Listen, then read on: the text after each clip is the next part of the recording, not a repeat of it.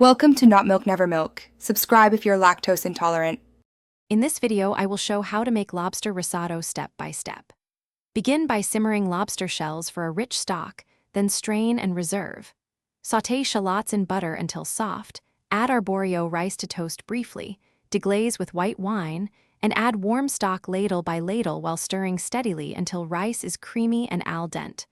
Fold in lobster meat, finish with lemon zest and parsley, and serve immediately. Use lobster shells and aromatic vegetables for a flavorful stock. Roast shells first for depth.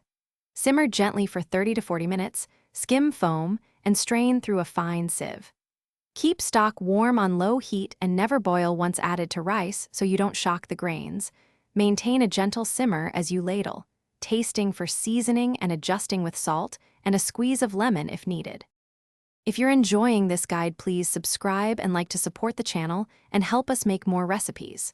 Quick recommendation: Droplet stay hydrated anywhere with the Owala water bottle, a handy companion that fits in most bags and keeps drinks cold for hours. Check the description for the product link and other deals, and consider supporting our work by sharing this video. Now let's get back to the video. Choose quality arborio or carnaroli rice for proper starch release and chew. Toast grains briefly to coat with butter, then add wine to lift flavors before the stock. Stir consistently, but gently to agitate starch without crushing grains. Aim for al dente texture with a slight bite.